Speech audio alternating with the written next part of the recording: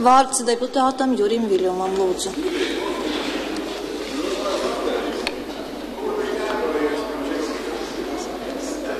Ļoti cienījamā Saeimas priekšsēdētāja, ministra prezidente, ministri, cienījamās dāmas un godātie kungi.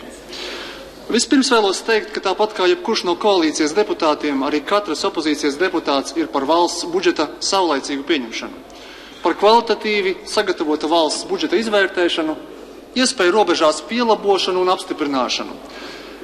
Tas taču ir gada svarīgākais Saeimas lēmums, kuru gaida ministri, ierēģi, skolotāji, uzņēmēji, gan jau kā arī partijas sponsori.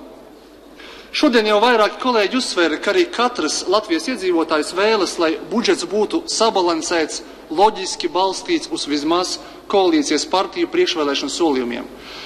Tad arī sabiedrības uzticība šāda budžeta pildīšanai gan izdevumu, gan ieņēmumu sadaļā būs lielāka.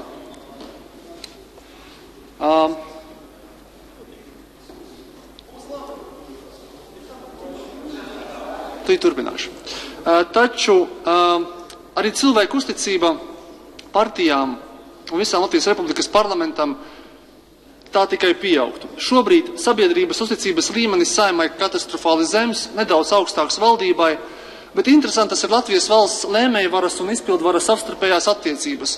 Teorētiski Saeima valdībai uzticas vairāk kā par 60%, vismaz tāds ir jūsu balsojums, bija apstiprinot valdību. Taču valdība nu gan Saeimai, ne tikai opozīcijai, bet arī koalīcijai pavisam neuzticas.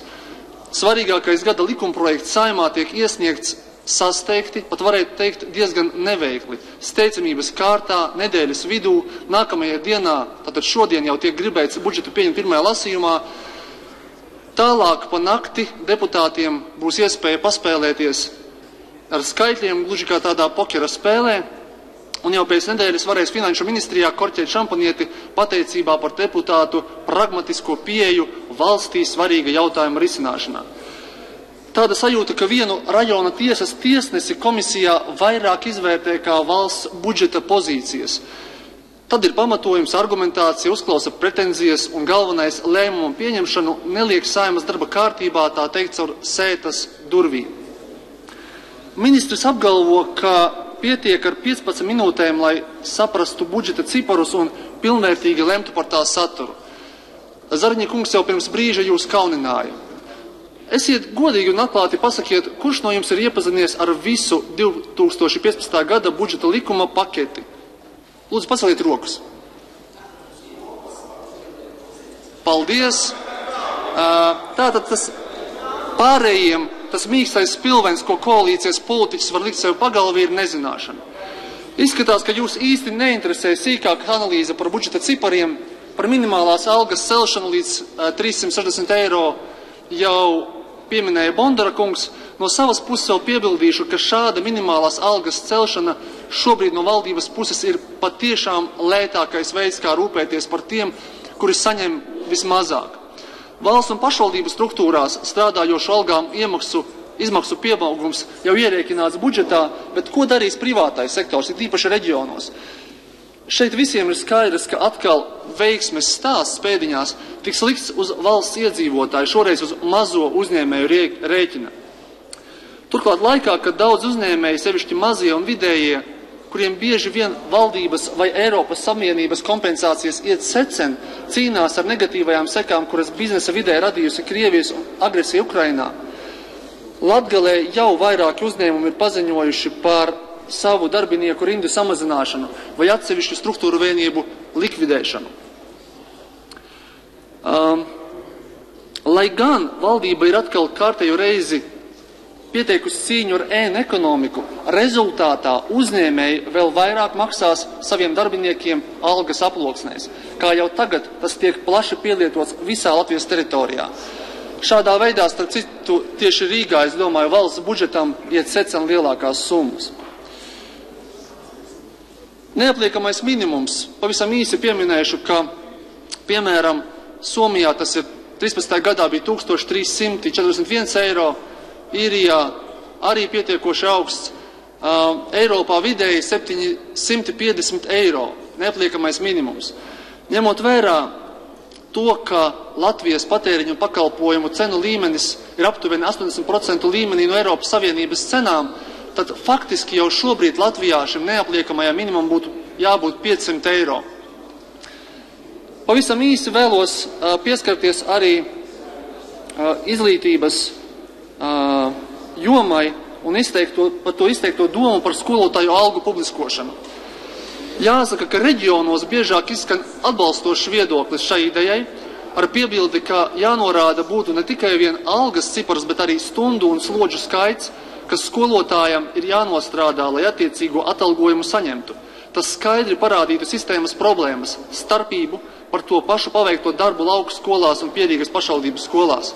Ministrijai un valdībai pagaidām risinājuma nav, tāpēc šī iniciatīva, diemžēl, jau praktiski ielikta dziļākai atvilknē.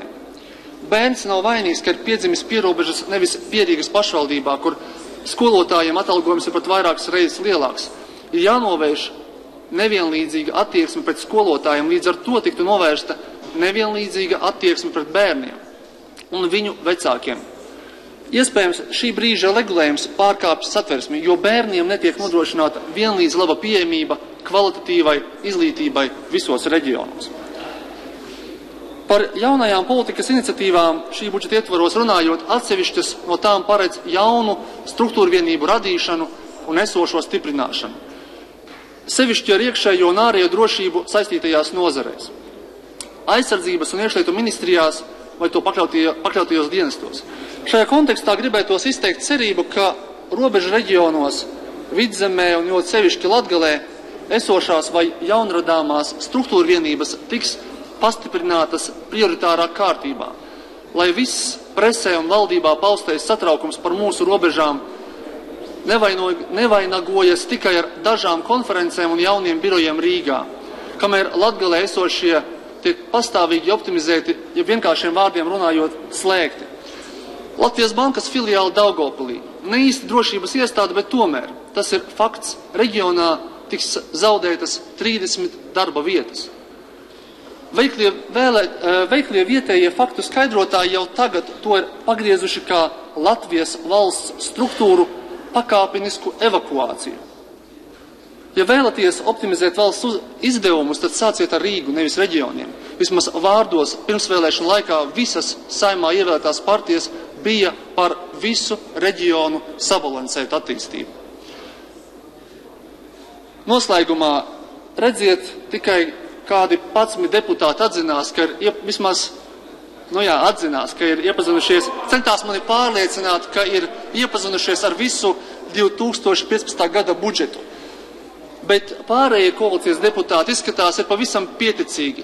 Laikam pilnībā pietiek ar tiem 20 000 eiro, ko katram valsts budžeta atbalstītājiem koalīcijas padome piesolījusi.